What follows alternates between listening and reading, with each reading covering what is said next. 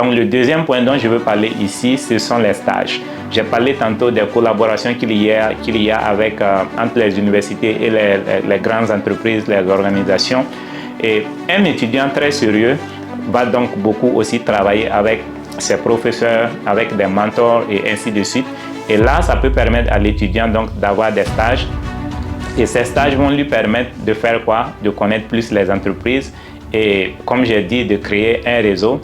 Et en ce moment, travailler avec une entreprise, c'est aussi comprendre le fonctionnement. Non seulement ça, mais déjà que l'enfant a un plan même pour se lancer dans l'entrepreneuriat, voir qu'est-ce que cette entreprise fait, que je peux faire différemment des choses comme ça, essayer d'innover. Donc le stage peut être très très important.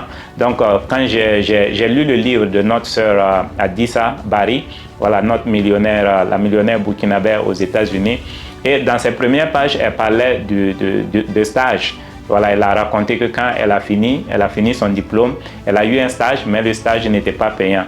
Par contre, ce qu'elle a appris là-bas, ça l'a aidé par la suite dans son aventure, voilà, d'entrepreneuriat. C'est en cela que l'école peut être aussi très très importante, parce que ça vous ouvre d'autres portes qui vont vous être utiles dans le futur. Et je vais profiter, partager un peu mon expérience, parce que quand j'ai lu son livre, ses premières pages, quand j'ai vu le stage, ça m'a interpellé tout de suite, parce que moi, quand j'ai fini mes études, j'étais dans une équipe de recherche et le coordonnateur m'a fait savoir qu'il y a une entreprise qui cherchait un stagiaire. Et c'est vrai que vu mon profil, on me voyait plus comme un chercheur et pas quelqu'un qui va aller pratiquer. Mais quand même, la compagnie a dit que oui, bon, elle aimerait avoir un stagiaire.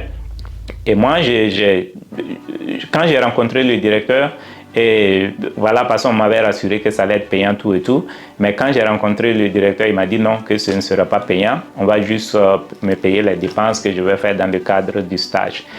Bon, en bon citoyen, j'ai dit ok, il n'y a pas de problème, moi j'accepte. Et c'est comme ça que j'ai commencé avec eux.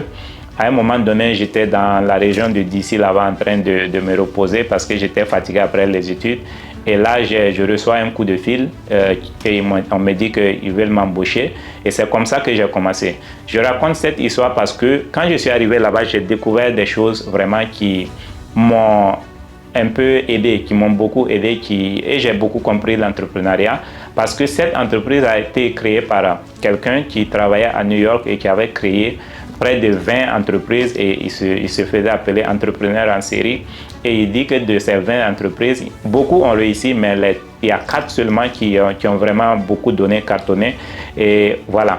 Et là, j'ai eu la chance de lire, d'échanger avec lui et même de lire certaines choses qu'il a écrites.